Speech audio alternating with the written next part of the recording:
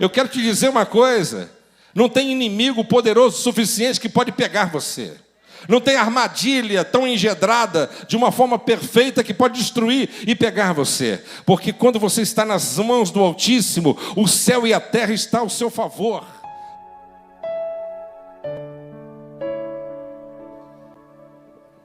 Eu cumprimento a todos com a paz do Senhor Jesus.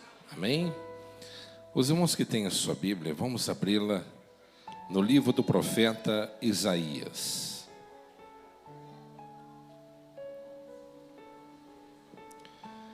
Isaías capítulo 8.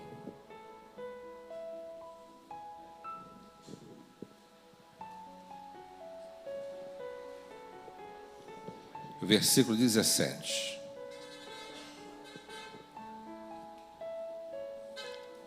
Isaías capítulo 8, versículo 17.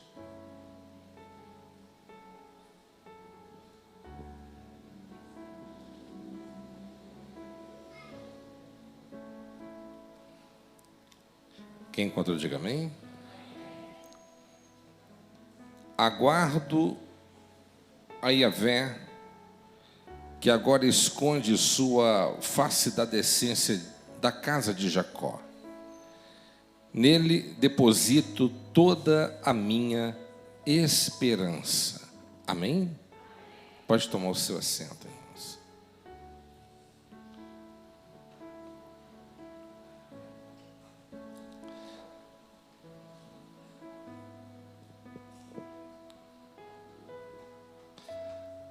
Quando nós lemos aqui o capítulo 8 do profeta Isaías, nós entendemos como o Senhor estava chateado com o seu povo por conta da forma que eles estavam lidando com ele. E o Senhor, o tema do capítulo 8 mesmo fala: a Síria, a navalha do Senhor. Deus estava tratando com o seu povo por conta das suas desobediências, da sua forma leviana de lidar com ele. E o Senhor, a Bíblia diz que Yahvé, o Senhor, que agora esconde a sua face.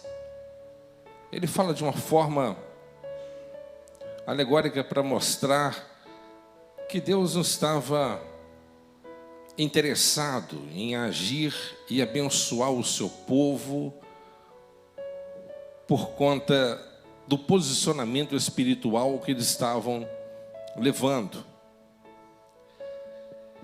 E nessa noite eu quero meditar um pouco mais sobre algo que nós já tivemos oportunidade de falar, e algo que nós podemos absorver aqui nessa noite: como que Deus ele age, como Deus ele atua, como Deus ele opera, e como que nós devemos nos posicionar diante dele para também receber da parte dele aquilo que nós desejamos. Porque eu acredito que quando Deus ele parece distante, muitas pessoas não sabem lidar com isso. E exatamente esse fato aqui que ocorreu na vida do povo levou Deus a se distanciar deles.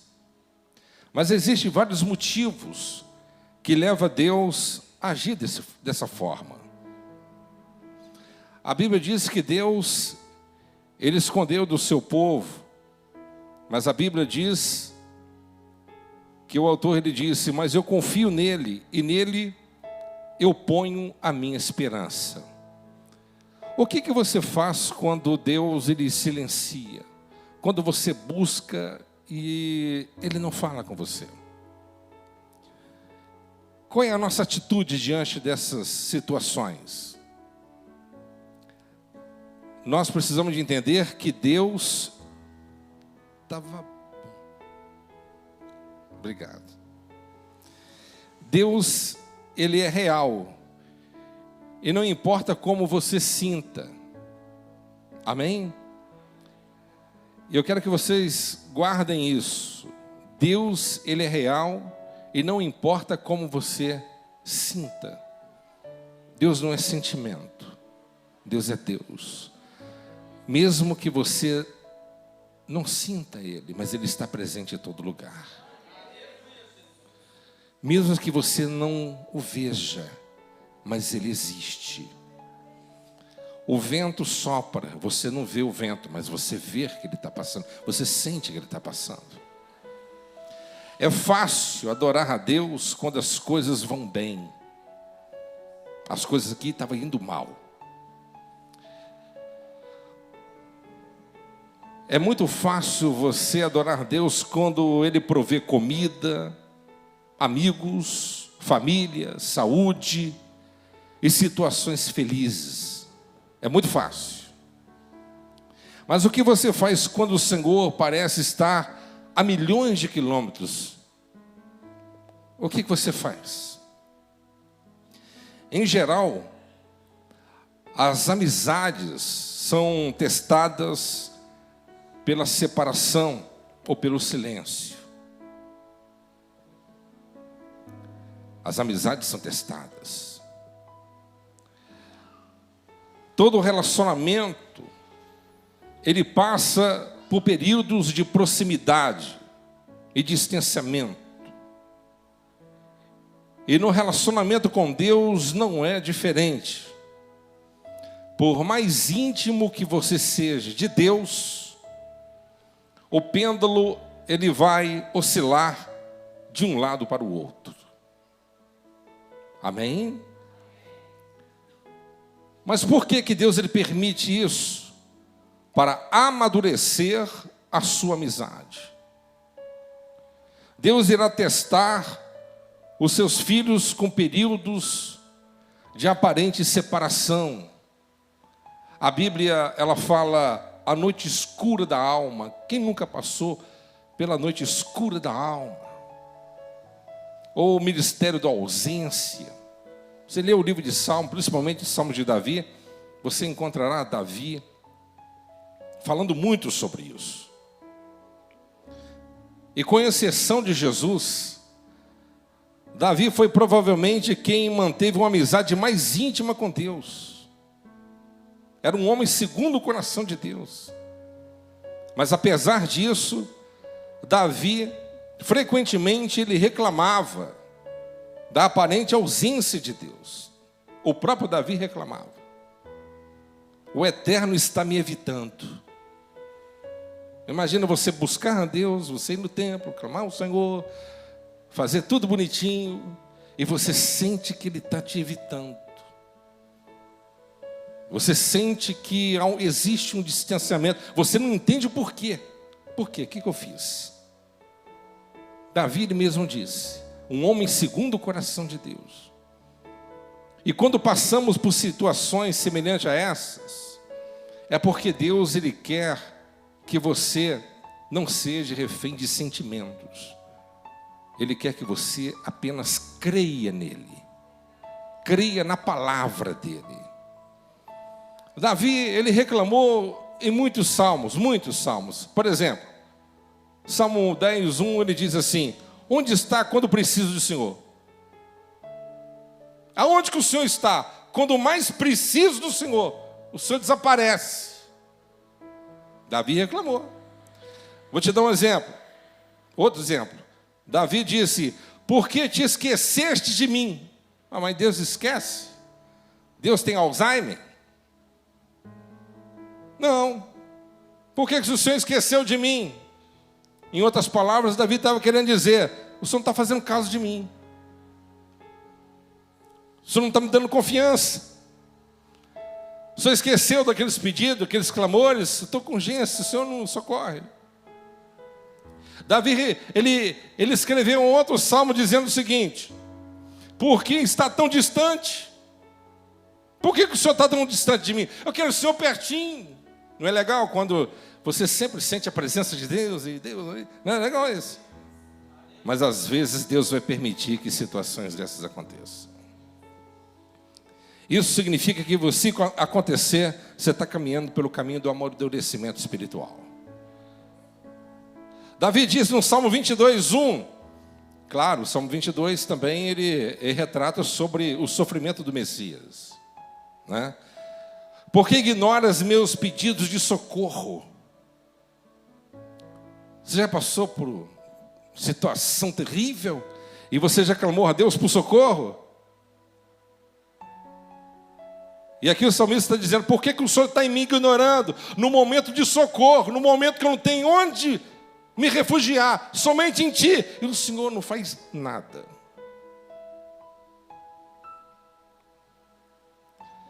E o último exemplo que eu quero dar, Salmo 43:2 diz assim: por que me abandonaste? Por que me abandonaste? Então são sentimentos que um homem, sem contar o Senhor, claro, o Senhor Jesus, Davi era um homem que desenvolveu um relacionamento mais próximo, mais íntimo com Deus, e mesmo assim ele enfrentou dilemas. Ele enfrentou.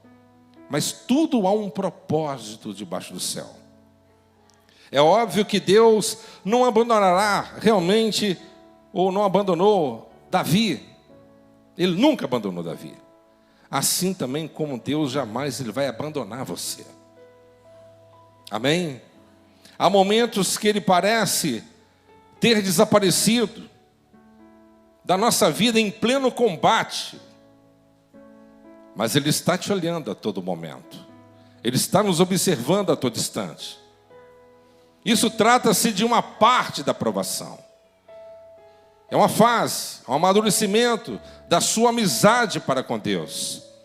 E nós temos que crer nisso.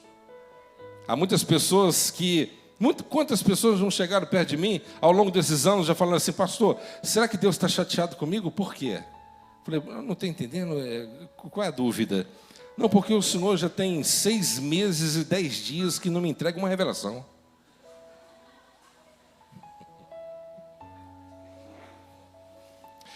Será que o Senhor está com raiva de mim? É o Senhor que está com raiva de mim ou é Deus? Qual é o negócio? Não estou entendendo? Existem essas pessoas assim que pensam. Eu acho que, poxa, pastor, só entrega a revelação para o fulano. Para mim não entrega. O que está acontecendo? Eu não estou entendendo nada. É a fase da ausência, mas existe um propósito. Jó, ele declarou dizendo o seguinte: diante da ausência de Deus, ele clamou. Eu vou ler para você. É importante nós crermos nesse Deus maravilhoso e sabermos que mesmo que Ele esteja em silêncio, Ele está trabalhando ao nosso favor. Você crê que Deus está trabalhando ao seu favor? Crê mesmo de todo o coração? A Bíblia diz assim, 23:8 diz assim: entretanto, se busco no Oriente, lá Ele não está. Se parto por Oriente, tão pouco em um encontro. Quando Ele está agindo no monte, não consigo enxergar. Quando suas ações ocorrem no sul, nem a sombra dele me é possível perceber. Todavia, Ele conhece bem o caminho por onde passam meus pés. E se me colocar à prova, constatará que sairei puro como ouro refinado. Esse homem, ele disse: ainda que Deus me mate, mesmo assim continuarei crendo nele. Ainda que Ele tire a minha vida, acabe comigo, mesmo assim continuarei crendo nesse Deus maravilhoso. Contudo, meus amados, Ele conhece o caminho por onde ando, disse Jó. E quando me puser à prova, como ouro a passar pelo fogo, Ele me declarará inocente. Amém? Precisamos de crer na palavra de Deus. Tem pessoas hoje em dia que são guiados por sentimentos, arrepios, guiados por revelações, casam porque recebeu uma revelação, fazem algo porque alguém revelou, dá tudo errado e ficam perdidos por aí, porque não confiam na palavra de Deus. É a palavra, nós temos que ser guiados pela palavra de Deus, confiar exclusivamente na palavra de Deus. Mas é homem de Deus, não estou falando nada. Eu estou dizendo que você tem que confiar na palavra, na Bíblia. Ela não erra. Quem me entende aqui nessa noite? Amém? Deus, Ele pode prometer uma coisa e Ele pode se arrepender ou voltar atrás daquilo que prometeu. Depende. Se você andar com Deus e cumprir o que Ele tem lhe determinado a cumprir, não tenha dúvida, jamais Ele voltará atrás. A Bíblia diz que Ele não é homem para que minta, e nem filho do homem para que se arrependa. Mas se Deus te fez uma promessa, e se você não tem andado nos seus caminhos, obedecendo os seus preceitos, jamais acontecerá, jamais se cumprirá. Isso aconteceu na época de Eli, e acontece nos nossos dias também. Deus, Ele disse para Eli: você se lembra que eu tinha dito e predito através dos profetas que não faltaria sucessor na sua cadeira e a sua prole seria abençoada por gerações e nada lhe faltaria? Ele disse: sim, me lembro perfeitamente. E Deus, Ele responde dizendo: longe de mim tal coisa, porque aquele que me honra, eu honrarei, aquele que me desonra, eu desonrarei também. Não pense: ah, pastor, mas Deus me falou algo para mim, mas não aconteceu. Não aconteceu? Então faça uma introspectiva, uma retrospectiva na sua vida e analise, faça uma análise, coloque na balança, veja se realmente está faltando alguma coisa. Porque Deus, a balança dele é precisa. Quem me entende aqui nessa noite? Amém? Deus, Ele tem prazer. Você encontra isso em toda a Bíblia. Em toda a Bíblia, Deus fazendo promessas, Deus falando com Israel: Israel, você é minha noiva, vocês é o tesouro meu particular, eu tenho um plano magnífico, estupendo, para realizar na vida de vocês. Eu vou amarrar os inimigos, vou aquietar a fúria dos adversários, vou estender fronteiras, o trigo não vai faltar, o mosto muito menos, a riqueza vai abundar e a paz vai reinar. Mas se vocês andarem na minha presença, e no entanto eles decidiam adorar o quê? Baal, Bailins, Moloque, Azera, Marduk e assim por diante, o que levava à ira de Deus e à condenação. Mas Deus prometeu? Prometeu, mas eles não ouviram. Mas então, irmãos, Deus em geral afasta nossas sensações. Tem pessoas que gostam de medir a presença de Deus por arrepios. Se você quer sentir arrepios, entra dentro de um freezer e você vai sentir muito arrepio. Deus não é arrepio. Amém? Deus em geral, Ele vai afastar nossas emoções para nós dependermos dEle. Tem um amigo que falou comigo assim: pastor, por que isso acontece? Eu disse assim: porque Deus, Ele quer te emancipar de certas emoções na sua vida. Ele não quer te deixar refém de sentimentos. Ele quer que você seja um homem, uma mulher de fé, que confie na palavra dEle, não seja monitorado e conduzido por revelações nenhuma. Ele quer que você confie apenas na palavra dEle. Buscar uma sensação mesmo de proximidade com Cristo não é adoração. Não é a verdadeira adoração. Adorar a Deus não é sair cantarolando o dia inteiro. Não, adorar a Deus é quando tudo está ruim e você está adorando. É quando você dá um chute numa pedra, arranca a tampa do dedo e glorifica o Senhor. É quando o inesperado acontece e você está dizendo: louvado e bendito é o nome do Rei que vive para sempre. E isso é o verdadeiro adoração, porque cantarolar e cantar hinos é muito fácil. Mas a verdadeira adoração, ela brota no coração do adorador nos momentos de mais contristão, mais dificuldade. Você pode ver o Salmo 121. O Salmo maravilhoso, sim ou não? Maravilhoso. Eleva os meus olhos para os montes, aonde que virá o meu socorro. O meu socorro vem do Senhor, que fez o céu e a terra. Que maravilha, né? Que salmo maravilhoso. Você está achando que Davi cantou esse salmo, compôs esse salmo sentado na sua rede, no seu palácio central, comendo uvas, com um empregado com aquela pluma de pavão, assim, ó, hein? Refrescando ele, dando um gole de licor ou do melhor vinho? Não, meu amado.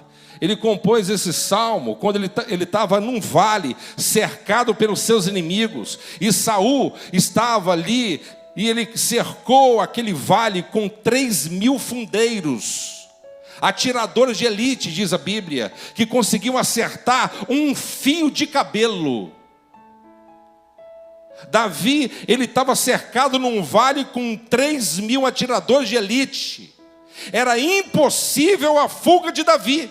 A morte era certa. Saul falou assim: hoje eu mato ele. Hoje eu acabo com a vida desse. Mas no momento de grande aflição, onde que as portas se fecharam, onde que tudo se enegreceu diante dos seus olhos, Davi fez o quê? Ele colocou sua cara no chão, no pó, orou e compôs o Salmo 121. Eu elevo os meus olhos para os montes, da onde que vem o meu socorro, e o meu socorro vem do Senhor, que fez o céu e a terra. Enquanto Davi estava com o coração cheio do Espírito de Deus, como verdadeiro adorador, não adorando pelas coisas recebidas, mas por aquilo que poderia receber, o que também já recebeu, claro. Deus, ele já tinha colocado inimigos às espreitas de Saul, e de repente um batedor chegou correndo e disse: Saul, a cidade está sendo invadida pelos seus inimigos, temos que voltar agora, a cidade está desguarnecida. Saul, diante dessa informação, ele teve que recuar com seus 3.000 atiradores, e falou assim: deixa Davi para outro dia, porque outro dia eu pego ele. Irmão, não tem como pegar Davi, porque Davi já estava seguro nas mãos de Deus. Eu quero te dizer uma coisa: não tem inimigo poderoso o suficiente que pode pegar você. Não tem armadilha tão engedrada de uma forma perfeita que pode destruir e pegar você. Porque quando você está nas mãos do Altíssimo, o céu e a terra estão ao seu favor. Deus é todo poderoso, Ele quer guerrear ao teu favor. Então glorifique, exalte, magnifique, porque esse Deus é grande, é poderoso, Ele quer operar na sua vida eficazmente. Então tudo isso que acontece na nossa vida e na nossa caminhada, tudo para você entender e para que você saiba que esse Deus existe. Mas à medida que você cresce na fé, Ele vai emancipar dessas emoções. Ele vai te emancipar desses sentimentos externos. Amém? Por que Deus ele parou de falar tanto assim? É porque Ele quer que você cresça. Eu já falei um pouco mais sobre isso aqui. Outro ponto.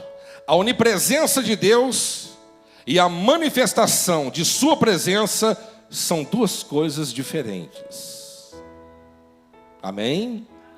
A onipresença de Deus significa que Ele está em toda parte. Amém? Mas a onipresença de Deus significa que Ele está em toda parte, mas a manifestação da sua presença depende da sua vontade. Amém? Isso significa que há momentos que você sentirá a manifestação da presença dEle. Você vai sentir. Mas ainda que você não o sinta, Ele não lhe permite que você sinta, não significa que Ele não esteja aqui. Vocês estão me entendendo? Amém, pessoal? Porque uma é o fato e a outra frequentemente é uma sensação. Depois de Pentecoste, que maravilha, os 120 reunidos falando em línguas, aleluia, maravilha, fogo puro, glória a Deus, cada um falando um idioma diferente, que glória. Mas ficou por ali? Não. Depois veio a grande perseguição e todos foram dispersos. E tiveram que viver pela fé e crer na palavra de Deus. Por isso, meus amados irmãos, Deus está sempre presente, mesmo que você não perceba a presença dele. Tome cuidado. A Bíblia diz que o patriarca Abraão recebeu 3 anjos em casa sem saber que realmente eram anjos. Amém, pessoal? Já pensou? Que maravilha, né? Receberam 3 anjos, mas Abraão, ele era um homem hospitaleiro, humilde, recebeu com alegria aqueles 3 varões emissários de Deus que estavam na sua casa. Receberam ali, talvez um representando um pai, o outro representando o filho, o outro representando o Espírito Santo. Ali estava os varões de Deus na casa de Abraão. Aleluia. Um deles voltou ao céu e 2 depois foram para Sodoma e assim por diante. Por isso, meus amados irmãos, a presença divina é profunda demais para ser medida por uma simples emoção. A Bíblia diz que quando Elias o tisbita estava lá na caverna, houve várias manifestações. Houve o vento, houve o terremoto, houve o fogo, mas ele veio numa voz mansa e suave, como uma brisa.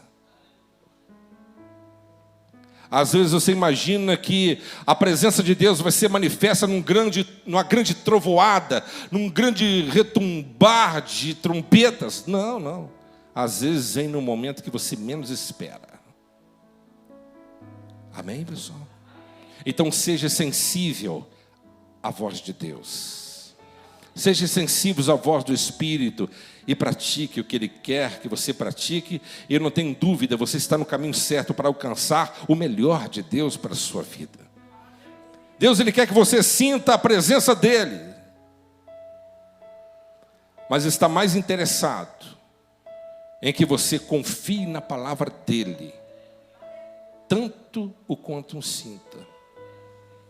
Ele se preocupa mais em você crer do que você sentir. Quem me entende?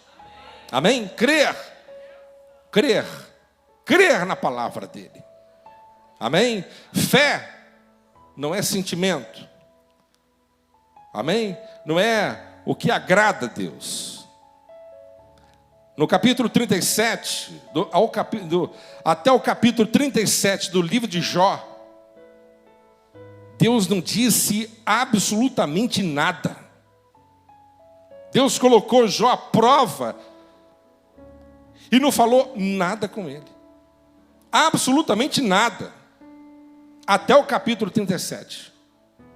Dá para imaginar isso? O camarada era o mais rico do Oriente Médio. 10 filhos mortos. Empregados mortos. Todo o seu comércio foi por água abaixo. Família desestabilizada. Incompreensão por conta da esposa. E vocês conhecem muito bem a história dele. Um homem doente, da planta dos pés ao alto da cabeça.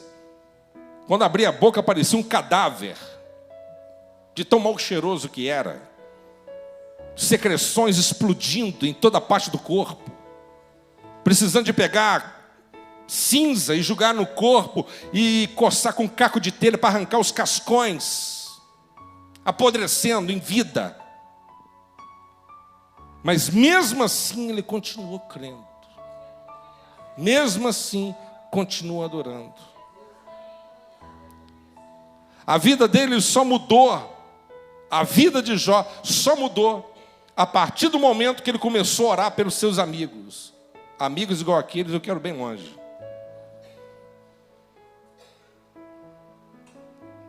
Amém?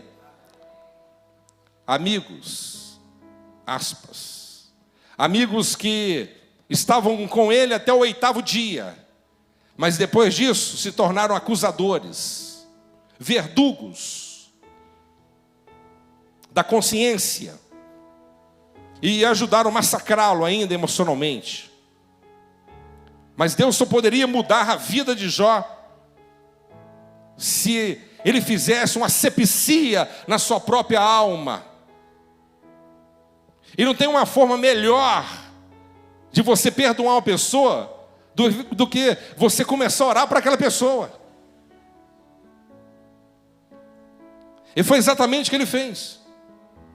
Ele começou a orar. E quando ele começou a interceder por aqueles que não acreditaram nele, aqueles que se levantaram contra ele, Deus, ele virou e deu uma reviravolta na vida dele e o abençoou de uma forma poderosa. E ele se tornou um homem mais próspero do que antes. Quem me entende? Amém? Você quer obter a prosperidade de Deus na sua vida? Creia na palavra dele, não desista no momento da grande aflição. E quando for necessário perdoar, perdoe. De coração. Sem sentir dor. Amém? Sem sentir dor. Ore e abençoe. Como manter os olhos em Jesus quando eles estão cheios de lágrimas? Talvez muitas pessoas falam, mas pastor, como que eu vou manter os meus olhos em Deus se os meus olhos estão cheios de lágrimas? Faça o que Jó fez. O Senhor deu e o Senhor tomou. Louvado seja o nome do Senhor. Salmo 1, 20 e 21. Amém, pessoal? Agora, não há problema nenhum de você abrir o teu coração e expressar para Deus o que você sente. Claro, com todo respeito. Não concordo dessas músicas que chamam de Deus de cara, de você. Eu não encontro na Bíblia nenhum embasamento bíblico para isso. Deus é Senhor. Deus é Deus. Amém, pessoal? Deus é Deus. Tudo com muito respeito. Mas Jó, ele expressou o que ele realmente pensava. Agora, você pode expressar o que você quiser, mas esteja atento numa coisa. Deus, também vai te responder. E às vezes, a maioria das vezes, não é aquilo que te agrada. Porque a vontade dele sempre prevalecerá. Porque ele sabe o que é melhor para nós. Jeremias queria ter uma vida simples. Jeremias, ele queria ter uma vida tranquila, como todo homem tem. Ele era filho de Ilquias, sacerdote. Jeremias falou assim, eu quero me casar, Senhor, eu quero ter uma esposa, quero ter filhos, quero ter uma casa, quero trabalhar para o Senhor, sim. E Deus falou assim, você não vai ter filhos, você não vai ter esposa, você não vai ter casa, você apenas vai ser meu profeta, eu vou fazer com você o que eu quiser. Deus é Deus, amados. Jeremias expressou o que ele pensava, mas nem tudo Deus acata. A Bíblia diz que o apóstolo Paulo, o grande bandeirante do cristianismo, que levou o evangelho a quase todo esse mundo, escreveu 13 cartas. Este homem, ele falou, Senhor, tem um demônio que tem me esbofeteado. E Deus, ele falou com ele, eu não vou remover essa prova da sua vida, não. Vai continuar. Mas por quê? Para te manter humilde. Para você não se ensorbebecer pelo poder e das excelências das revelações. Para você não se sentir a cereja do bolo.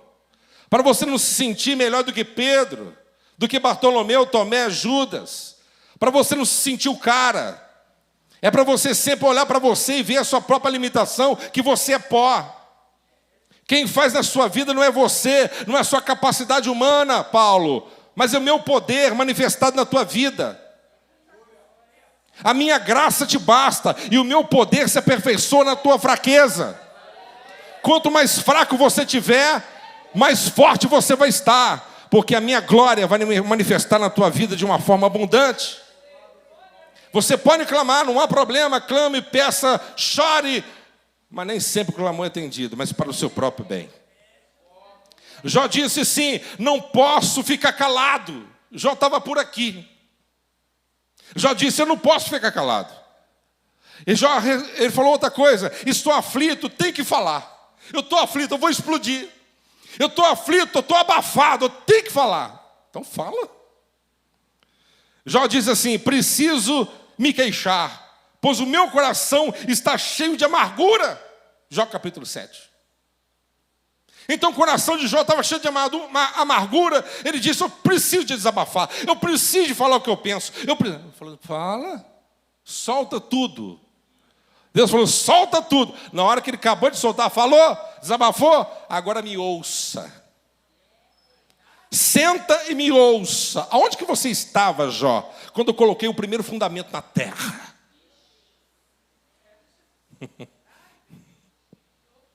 Eu quero dizer para você, Jó, que eu chamo raios pelo nome, tá? Eu criei o mar e falei assim: até aqui você vem, daqui para cá você não vem, porque autorização você não tem. Aí Deus colocou ele no cantinho dele, entende? Pode falar o que você quiser, mas a última palavra pertence ao Rei dos Reis e Senhor dos Senhores. Eu tenho certeza que Jó hoje, sentado lá com Jesus, lá na glória do Cordeiro, feliz, aguardando a nossa chegada lá, ele está feliz da vida e falando, olhando no olho do Redentor e dizendo: bendito é o nome do Senhor. Obrigado por todas aquelas provações, porque o que eu recebi não tem comparação. Meus amados irmãos, Deus ele pode lidar com as suas incertezas, com a sua raiva, com o seu sofrimento, com a sua confusão e com as suas indagações. Deus ele sabe lidar com tudo isso. As pessoas, eles têm dificuldade. Nós temos dificuldade de lidar um com o outro. Nós suportamos uns aos outros, como o João, ele aconselha. Mas é difícil entender o ser humano, sim ou não? Difícil entender o ser humano, complexo demais, mas Deus ele entende cada um e sabe tratar e diagnosticar o problema de cada um, simultaneamente ele opera. É uma coisa incrível esse Deus maravilhoso. Amém? A fraqueza de Davi, na verdade, revela uma fé profunda. Talvez você vai pensar: poxa, até a queda de Davi, até o fracasso de Davi, até as incertezas de Davi, até as dúvidas que ele teve, até as dificuldades que ele enfrentou, sim. Até um momento de grande dor, de grande aflição, mesmo diante do adultério, ou diante da renumeração do povo, diante de situações que ele fez, não agradou o Senhor. Isso mostra que ele acreditava em Deus. Mesmo aparentemente não sendo merecedor de absolutamente nada do que ele realmente merecia, porque não merecia. Mas ele acreditava em Deus. Davi, mesmo cometendo o que cometeu, fazendo o que fez, irmão, gravíssimo, sim ou não? Gravíssimo. Nós que somos pecadores temos dificuldade de assimilar isso. Sim ou não? O grau grotesco, o grau de animalia, não tem uma palavra melhor para poder, sabe? Uma coisa brutal que Davi cometeu, uma coisa brutal. Porque se fosse de um indivíduo, um psicopata qualquer, você fala assim: esse cara é um psicopata. Em cada 100 pessoas existe um psicopata no meio. Será que tem 100 aqui?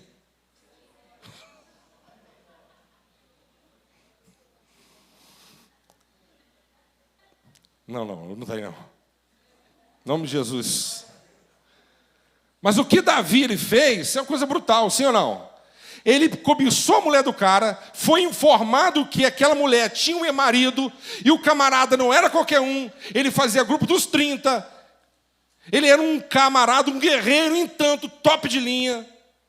Ele pegou a mulher do cara, engravidou a mulher do cara, mandou o primo dele, general do exército, enviar uma carta para ele, para mandar ele lá para frente da batalha para morrer. Assim que ele soube, Urias morreu, ele pegou a mulher para ele e levou para dentro do palácio. É difícil de entender isso.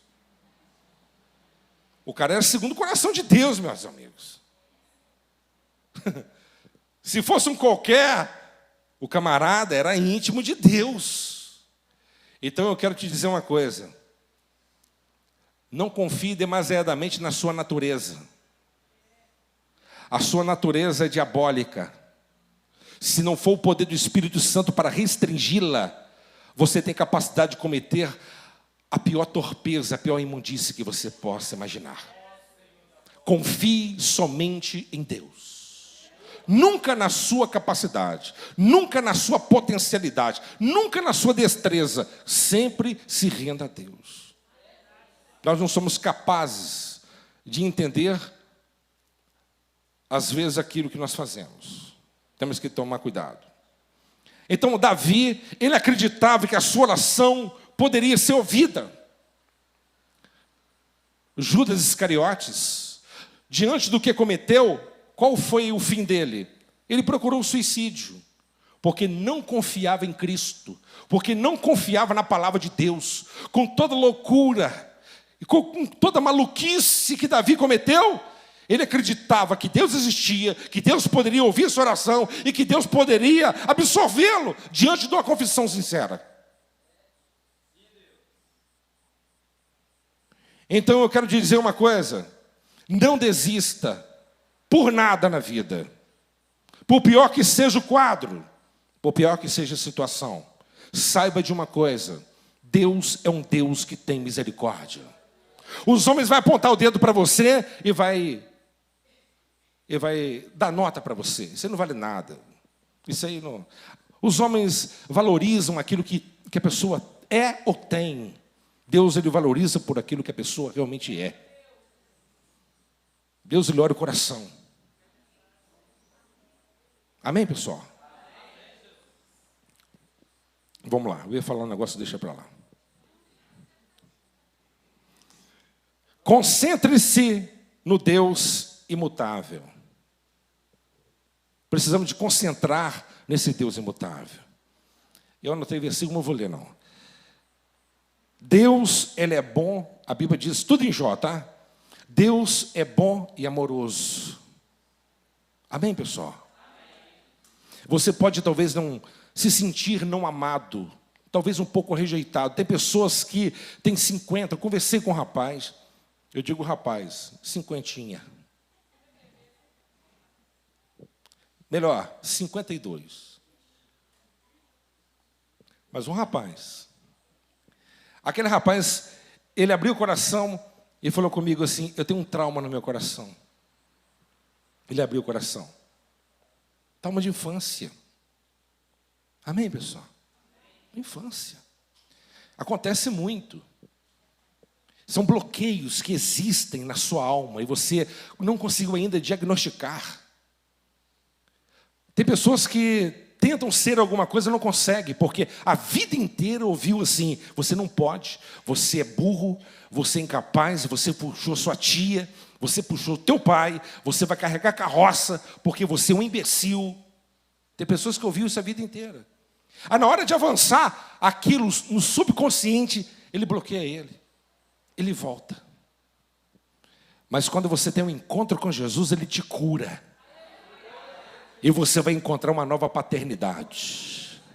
Deus vai te dar um novo significado na sua vida, para o seu destino, para a sua existência. Ele é todo poderoso. Está acabando a mensagem. Estou perdendo a voz?